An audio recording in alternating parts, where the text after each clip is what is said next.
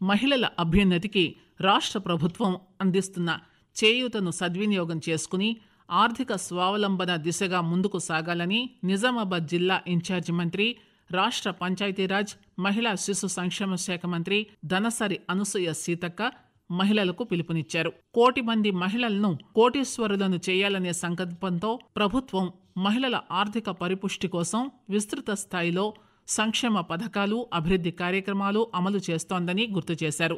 జిల్లాలోని మోస్రా, చెందూరు మండల కేంద్రాల్లో నూతనంగా నిర్మించిన సమీకృత మండల కార్యాలయాల భవన సముదాయాలకు జిల్లా ఇన్ఛార్జి మంత్రి ధనసరి అనసూయ సీతక్క ప్రారంభోత్సవాలు చేశారు.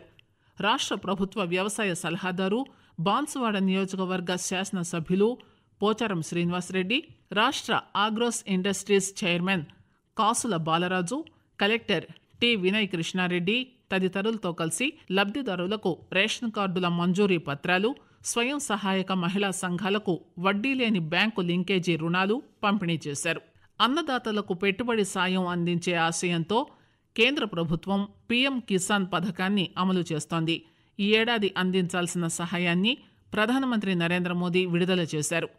జిల్లాలో 88,686 మంది రైతుల ఖాతాల్లో 17.74 కోట్ల రూపాయలు జమ అయ్యాయి.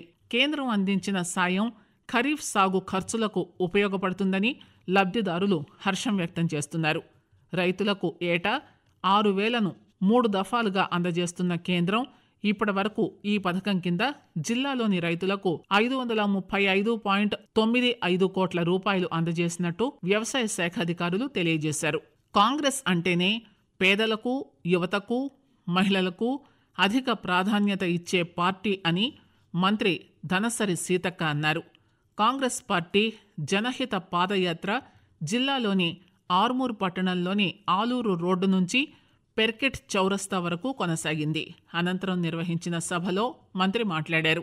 బీసీలకు 42% రిజర్వేషన్ అమలు చేయాలని కాంగ్రెస్ భావిస్తోందని, కానీ కేంద్రంలోని బీజేపీ ఈ అంశాన్ని తొక్కిపెట్టాలని చూస్తుంటే బీఆర్ఎస్ వ్యతిరేకిస్తోందన్నారు.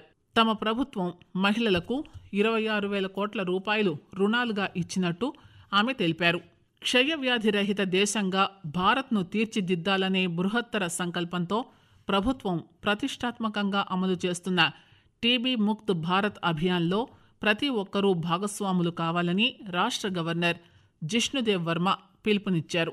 నిజామాబాద్ జిల్లా కలెక్టరేట్లో టీబీ ముక్త్ భారత్ అభియాన్ కార్యక్రమంపై రాష్ట్ర governor, collector T Vinay Krishna Reddy అధికారులతో సమీక్ష నిర్వహించారు. ఈ సందర్భంగా మాట్లాడుతూ గవర్నర్ సమిష్టి కృషితోనే సమగ్ర ప్రగతి సాకారమవుతుందని, ఈ దిశగా ప్రభుత్వ యంత్రాంగం ఆధ్వర్యంలో చేపట్టే కార్యక్రమాలకు అన్ని వర్గాల వారు తోడ్పాటుగా నిలవాలని హితవు పలికారు. సామాజిక, సాహితీ, సేవ, క్రీడా తదితర అన్ని రంగాల్లో ప్రాతినిధ్యం వహిస్తున్న వారు తమ తమ రంగాల ద్వారా ఆయా మాధ్యమాలను ఉపయోగిస్తూ క్షయవ్యాధి నిర్మూలన కోసం కృషి చేయాలని సూచించారు. రాయితీ ఎరువులు దుకాణదారుల సాగుకు కాకుండా పరిశ్రమల్లో ఉపయోగించడానికి మళ్లించకుండా అధికారులు కట్టుదిట్టమైన చర్యలు తీసుకుంటున్నారు. ఎక్కడి నుంచైనా పర్యవేక్షణ, దుకాణాల్లోనే నిల్వలు, రైతులకు విక్రయించిన వివరాలు పర్యవేక్షించడం కోసం వ్యవసాయ శాఖ ఫెర్టిలైజర్ ఇన్వెంటరీ వెరిఫికేషన్ సిస్టమ్ 5 పేరిట ప్రత్యేక మొబైల్ యాప్ను అందుబాటులోకి తీసుకొచ్చింది.